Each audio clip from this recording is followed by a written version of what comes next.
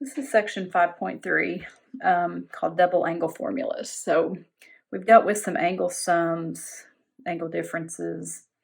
So this time we are dealing with the sine, cosine, tangent, basically those three functions of a double angle. So the angle A in each case here is doubled, as you can see. So these are, so for the sine of a double angle, the sine of 2 times the angle A is equivalent to 2 times the sine of angle A times the cosine of angle A.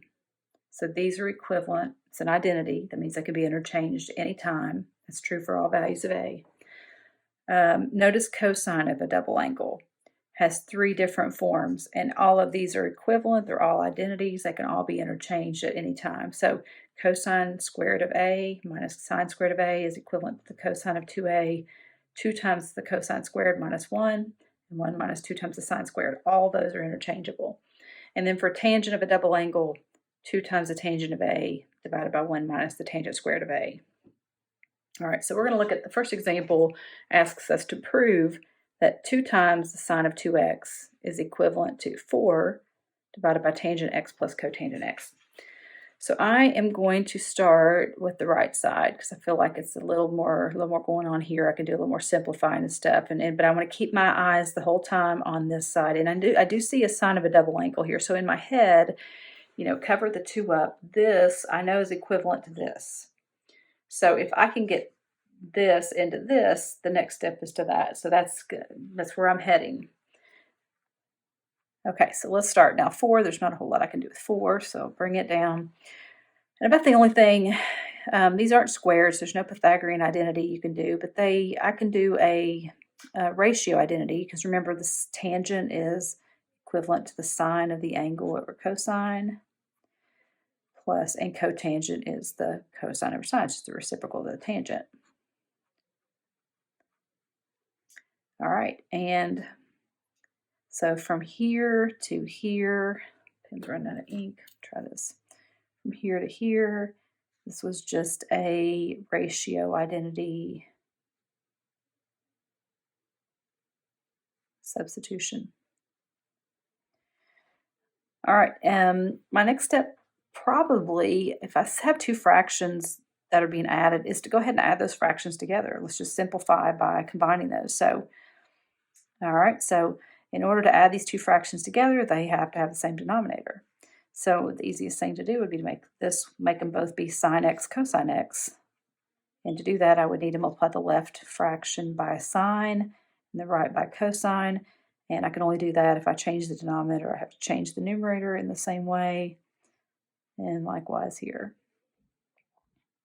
All right, and so this gives me sine times sine, which is sine squared,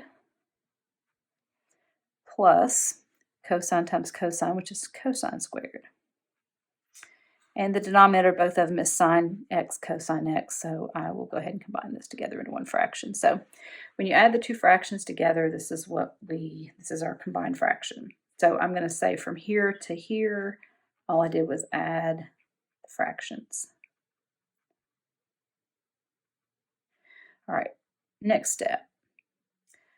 This jumps out at me just because I've done this a lot, and the more you do it, the more that you're going to recognize these. But when I see a sine squared plus cosine squared, I know that's one of my Pythagorean identities. If you need to go back and look that up, sine squared plus cosine squared is the very first one we wrote down under the Pythagorean identities. Sine squared plus cosine squared equals 1. All right, and I will just bring over the sine x cosine x. All right, so here I did a Pythagorean identity substitution.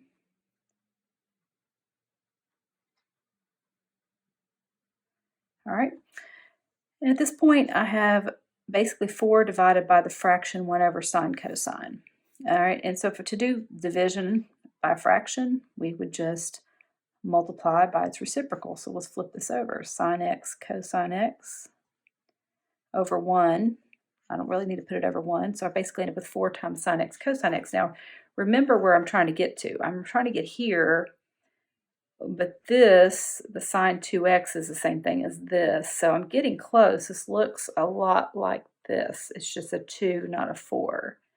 But the 2 here, so what if I wrote this as 2 times 2 sine x cosine x. That's the same thing as 4 sine x cosine x. This is my double angle formula. 2 sine cosine is the same thing as sine of 2 times the angle. So bring that down. This becomes sine of 2x. And now I have gotten to where I wanted to be. So I have proven that 4 divided by tangent x plus cotangent x is indeed equivalent to 2 sine x, sine of 2x. All right, and just to finish documenting, here all I did was divide the fraction, multiply by the reciprocal. From here to here, I did the double angle identity substitution. And that got me where I needed to be. Okay, example 2, same thing. We're going to prove this time that sine of 2 theta, so 2 times the angle, is equal to 2 tangent of theta divided by 1 plus tangent squared theta. So I'm going to start with my right side. And just so that, you know, this, I want to keep my eyes on my goal here. This is what I'm trying to get to. Since the sine of 2 theta is equivalent to 2 sine theta cosine theta, straight from our double angle formula up there, I can also kind of, if I got this, then I can replace it with this. So if I can, you know, kind of keep my eye on this one, same as this. This is where I want to get to. All right, so let's start with the right side here. So in the numerator, I would tangent, you know, sine over cosine. I'd go ahead and do the ratio identity there.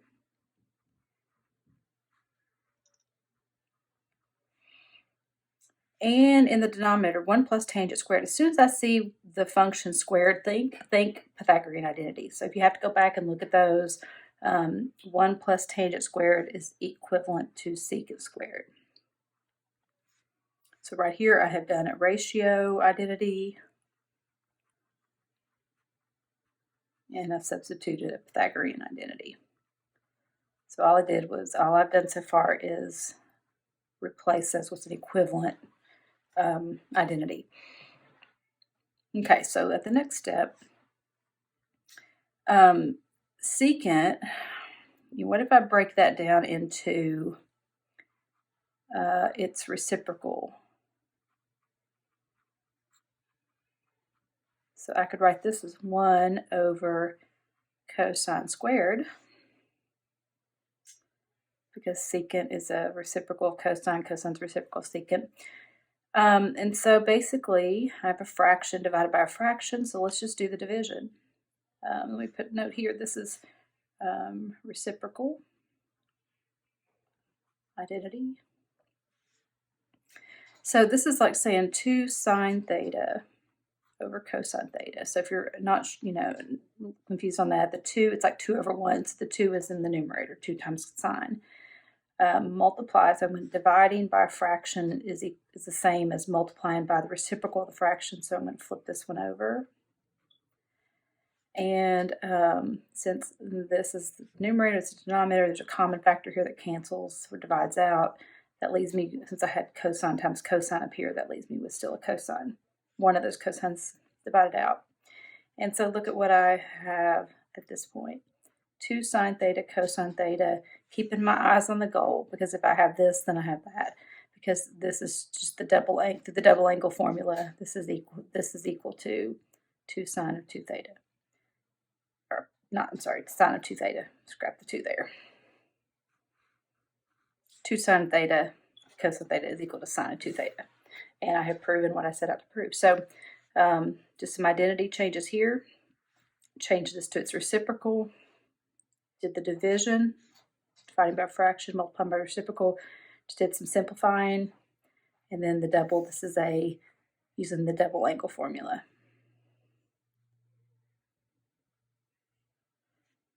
And that's it.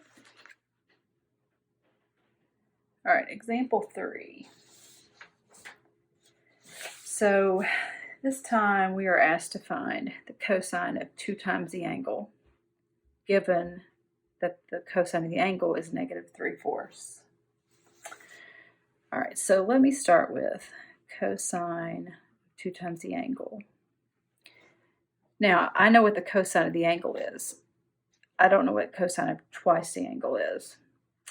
So, but I do know that I can rewrite cosine of 2 times the angle. And if you remember, there were a couple, 3 different substitutions. I'm going to pull that sheet over here.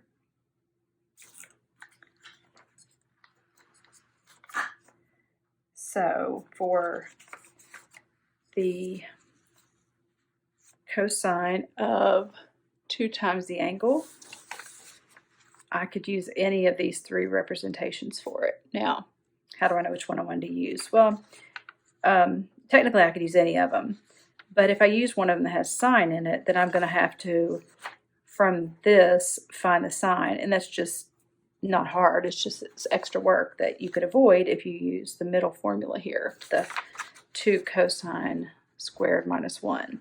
So that's what I'm going to do. All about taking the easiest way. So 2 cosine squared x minus 1. Okay, so of the 3, I choose to use this one because I know the cosine of the angle and I don't have to find the sine. The other 2 involve sine, so it just saves me a step or so.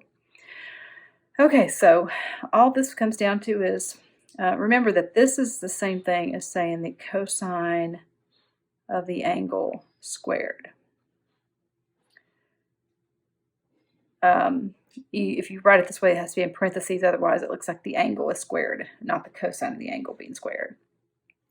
All right, well, I know what the cosine of the angle is because I'm given that. So all this comes down to is just 2 times negative 3/4, which is what cosine of x is, squared minus 1. Well, that's just a calculation.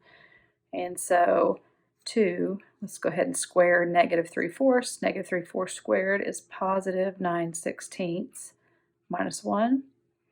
And 2 times 9/16 would be 18/16, which reduces, I'll go ahead and reduce that down to 9/8. And 9/8 minus 1, think of 1 as 8/8. 9/8 minus 8/8 is 1/8. Okay, so I just did a double angle substitution. Because I had the cosine of x, I didn't have the cosine of 2x. Now that I replaced it with this, I know what the cosine of x is. Given that, I have to square it, multiply it by 2, subtract 1, and I've got my answer.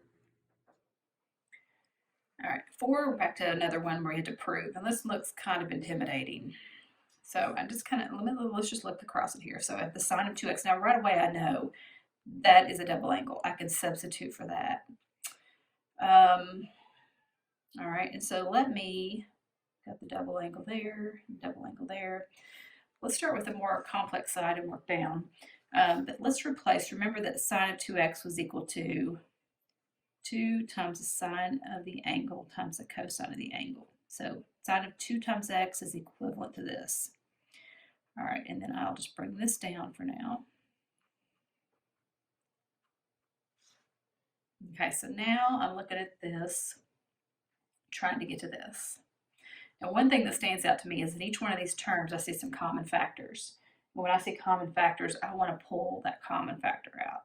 I see that they both have a sine, even though this one has 3, they have 1 in common. And they both have a cosine. And they both have a 2. So they have a greatest common factor they share. They both share a 2 and a sine x and a cosine x. So I'm going to factor that out. Now, if I factor that out, that leaves this term basically being 1 because they have to distribute back. This has to distribute back to equal what I started with. So 2 sine x cosine x times 1 equals 2 sine x cosine x. 2 sine x cosine x times, I would have to have a 2 and a sine squared x, and that would be it. Now, just to double check it, if I multiply this through, I'd have 4 sine times sine squared would be sine cubed cosine. So I factored out that common factor. All right, and going back to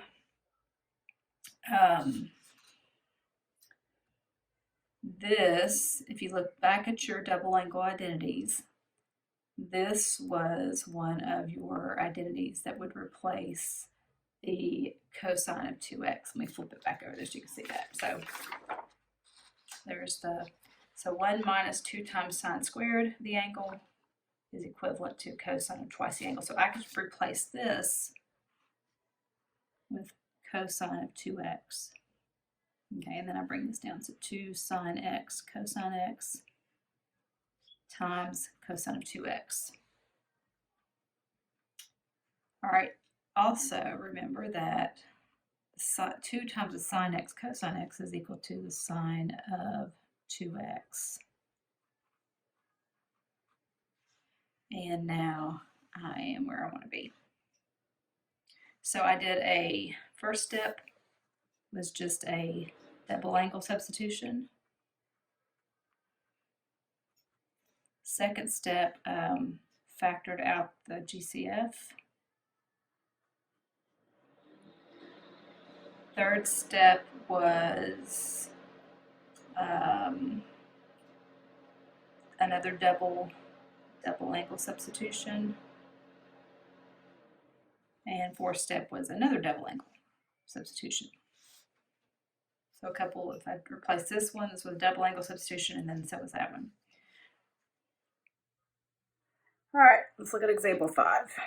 So this one's asking us to graph. So this goes back to kind of from stuff from the last chapter 4. But if you think back to your graphs, we've never graphed anything that had a squared function in it. So let's look at this and see if there might be another way that we could rewrite 8 cosine squared minus 4. Let me flip back to just flash the identities there.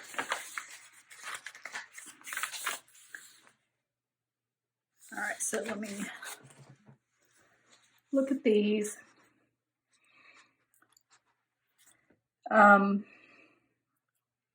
So it's going to have to be a cosine in some form or fashion because there are no cosines in either one of these. So if we're just kind of looking at these, this looks really familiar to this one, except it's an 8 and a 4, not a 2 and a 1.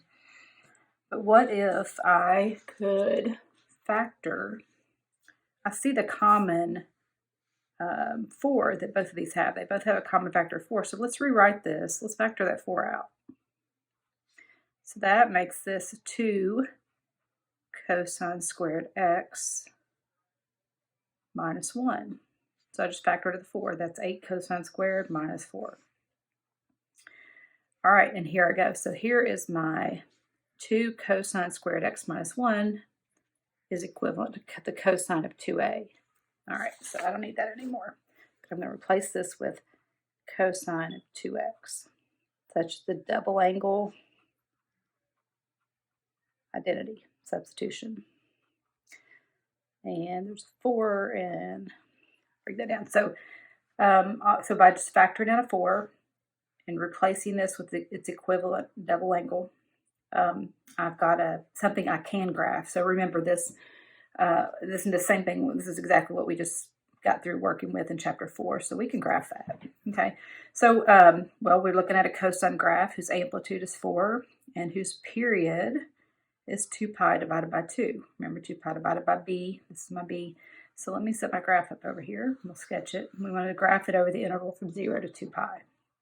All right, so my amplitude is 4. And my period is 2 pi divided by b. B is 2, which means the period is pi. And then if I divide that into 4 equal parts, every pi force radians are going to separate my key points. So there's been no horizontal shift, so it's going to start at 0, pi force, 2 pi force, which I'll write as pi halves, 3 pi force, 4 pi force, which is pi. Okay, now they wanted me to graph all the way to 2 pi, so I'm actually going to see 2 full cycles of the graph, so let me continue to keep going. So it's going to be 5 pi force, 6 pi force, which reduces 3 pi halves, 7 pi force, and then 8 pi force, which is 2 pi. So I'll get 2 full cycles of the graph. All right, amplitude's 4, so we'll say 4 is here, and negative 4 is here. Since it's a cosine, there's no negative, so it's going to start at the max, then hit 0, then negative minimum, negative 4, back to 0, and back to where it started. So there's one full cycle of the graph. And in order to get to 2 pi, I'll have to do another cycle. So I will just continue that right on. Okay, and that's graphing this function, which is the same as this one, on the interval from 0 to 2 pi. All right, example 6. Another we're going to prove again. So I'm going to prove that 1 plus cosine of 2 theta or divided by sine of 2 theta is equivalent to cotangent of theta. Okay, so right away, I'm looking at this side being my more complicated side. So let's work with the side, keeping our eyes on the fact that we want to get this into a cotangent theta. Right away, looking at this side, I see a couple of double angles here. And we've got my little formula sheet right here. So let's see here. We have a cosine. So I've got 1 plus cosine of 2 theta, which can be replaced with any of these 3.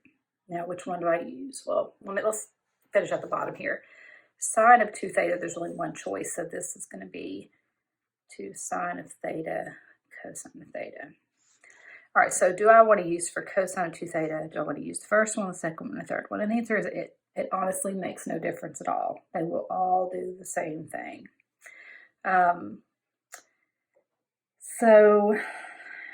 One's as good as another. I'm going to do the bottom one. So let's do 1 minus 2 sine squared theta.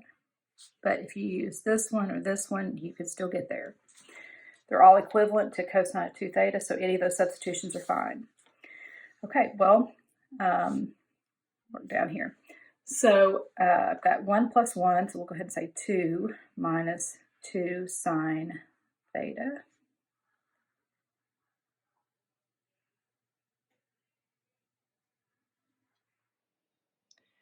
All right, example 7. So we're actually going to see a little bit different use of the double angle formula in this one, but we just want to simplify 2 cosine squared of 22.5 degrees minus 1. Outside of using a calculator, I probably would say, without using a calculator, which tells me that somehow I'm going to be able to use, this is going to be a common angle. Now we know 22.5 degrees is not a common angle.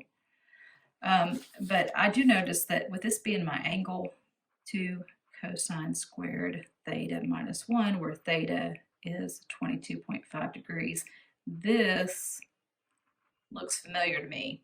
Let me pull the formula list down here just so we have it in front of us. So 2 cosine squared of the angle minus 1 is the same thing as cosine of twice the angle. So I could rewrite this as this is the same thing as cosine of twice the angle, and the angle is 22.5 degrees. All right, well, this would be the same thing as saying the cosine of 2 times 22.5 degrees is 45 degrees. All right, and the cosine of 45 degrees is square root of 2 over 2. That's one of our common angles, so we want to know that one. But the cosine of 45, the quadrant one, is positive square root of 2 over 2. And that's the value for that function.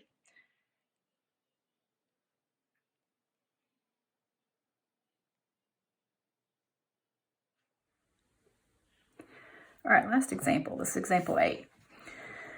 All right, in this problem, so if x is equal to 2 times cosine of theta, we want to write this expression, theta minus sine of 2 theta over 2, in terms of x. So basically, all we want to do here is replace the angle theta with something in terms of x. So here is my connection between x and the angle theta. So what I'm going to do first is I am going to solve this for the angle theta so that I can substitute in place of theta an expression in x. So starting with x equals 2 cosine theta, I'm going to first divide the 2. So 1/2 x, or x divided by 2, is equal to cosine theta. All right, and how do you undo cosine theta? Well, you as always, how do you undo any function? You inverse function it. So when I inverse the function, I have to inverse cosine of this side as well. So when you inverse cosine of cosine, we've undone that, we get the angle theta. So theta is basically going to equal the inverse cosine of x over 2. All right, so let me write the expression over here. Now, if I wanted to, basically this is saying that the angle theta is the angle that's associated with the cosine of the angle being x over 2, which means the adjacent side to the hypotenuse is x to 2. So if I needed the sine or I needed the tangent or anything else, I could do the Pythagorean theorem would allow me to find the third side if I need it. And we'll come back if I do. All right, but let's take this now and let's replace the angle theta with what the angle theta equals. So first of all, as I'm looking at this, since this is theta and this is sine of 2 theta, let's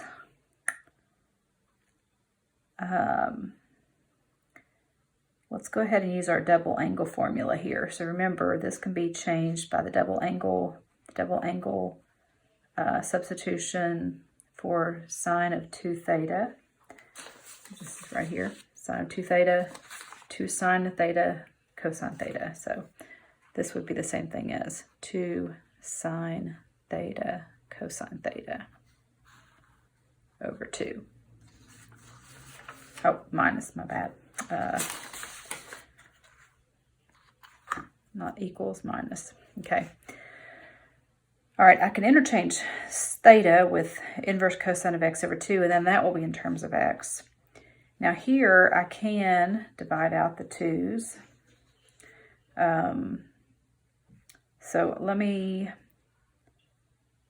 So I am going to need, if I'm going to replace, let's see here, so cosine of theta, so with this being the angle theta, cosine is going to be x over 2. The sine, I don't know yet, so I will need to go back here and solve for my opposite side. So let me go ahead and do that. So Pythagorean theorem, so a squared plus, I'll call this b for right now, plus b squared equals c squared. So x squared plus b squared equals 4. Solving for b, so I'm going to subtract my x squared over and square root. All right, so this side is the square root of 4 minus x squared. All right, so now I know so theta is equivalent to the inverse cosine of x over 2 minus the sine of theta, which is going to be opposite over hypotenuse, so because this is the angle theta, so sine square root of 4 minus x squared over 2 times the cosine of theta, and the cosine of theta is x over 2. All right, and so basically I've replaced all my thetas. Everything's now written in terms of x. Now I can clean this part up a little bit. So inverse cosine of x over 2 minus x times the square root of 4 minus x squared over 2 times 2, so 4. So I just multiply these two fractions together here, and that's about as good as I'll get it. So I used the connection here between x and theta to solve this for theta, simply by dividing by 2 and inverse cosining. That allowed me to set up my triangle. So I knew the adjacent side of the hypotenuse, which I could find the opposite side. So at that point I could find the sine, the cosine, the tangent, any of the functions I need off this of theta. So by this I knew the cosine of theta was x over 2. I knew the sine of theta was square root of 4 minus x squared over 2. And that was what I needed, was the sine theta and the cosine theta. And of course I had theta here. Everything then is in terms of x, and I've set out to accomplish what I intended.